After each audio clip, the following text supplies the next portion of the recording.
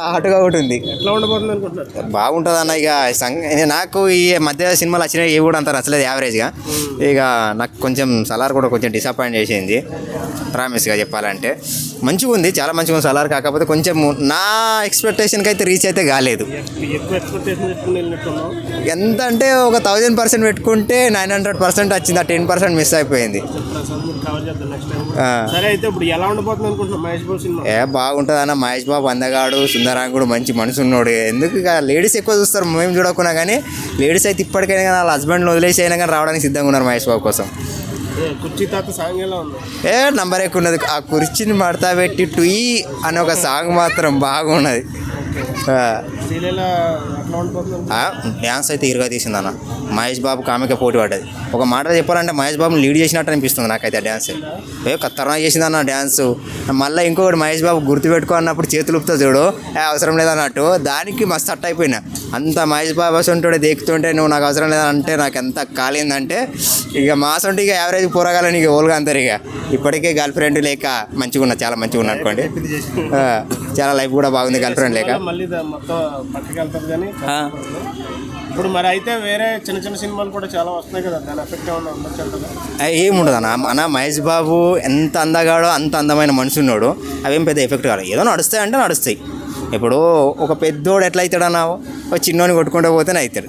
ఇక పెద్దోని కొట్టాలంటే కష్టం కదా, అట్లా చిన్న చిన్న కొట్టేసుకుంటూ పోతాడు. ఇక అయిపోయి నాగార్జున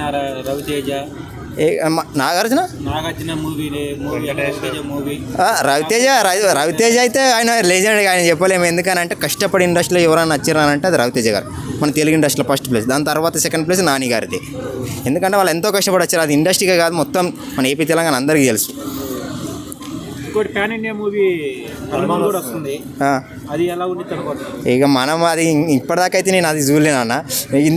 మొన్నటి వరకు ఏమన్నా సలార్ ఒకటే మూవీ పాన్ ఇండియా అంటే. మనం ఏంటంటే అప్పట్లో చిరంజీవి గారు ఒక మాట, మనం గోవాకి వెళ్తే ముంబైకి వెళ్తే మనకి ఎవరు వాల్యూ ఇవ్వట్లేరు అనమాట. బాహుబలి వచ్చిన తర్వాత ఒక్కసారిగా మనం ఏంటి తెలుగు ఇండస్ట్రీ మొత్తం ప్రపంచానికి తెలిసింది. ఇప్పుడు మళ్ళీ సలార్ వచ్చిన తర్వాత ఒక్కసారిగా ఏమిది షారుఖ్ ఖాన్ లెజెండర్, అతనే పడిపోయాడు. మనం ఏంటంటే మన దమ్ ఏంటనేది తెలుగుడు ఒక్కసారి మన అనుకుంటే ఏదైనా కానీ పడి రావాల్సిందే. ఇక దేశ ప్రధానమంత్రి కూడా కావాలని తెలుగుని ఎప్పటి నుంచో కోరుకుంటున్నా. కానీ అది ఏ సంవత్సరంలో నేను బతికుండేలోకి ఒక్కసారైనా కానీ తెలుగు ప్రధానమంత్రిని చూడాలనుకుంటున్నా. అయితే ఇప్పుడు మహేష్ బాబు సినిమాకి కుర్చీ తాతని పబ్లిసిటీకి వాడుకున్నారు అని చెప్పేసి ఒక చిన్న నెగిటివ్ వచ్చింది, దాని గురించి? అరే పర్లేదు అన్న. ఇప్పుడు ఎంతోమంది మనం ఇప్పుడు ఎవరికి కొడితే దిమ్మ తిరిగి మైండ్ బ్లాక్ అవుతుందో వాడే పండుగ అని మనం వాడుకోలేమా?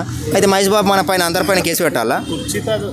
అది మహేష్ బాబు డైలాగ్ ఆయన వాడుకున్నారు. ఆయనది మనం వాడుకున్నప్పుడు మనది ఆయన వాడుకుంటాడు, దాంతో తప్పేముంది?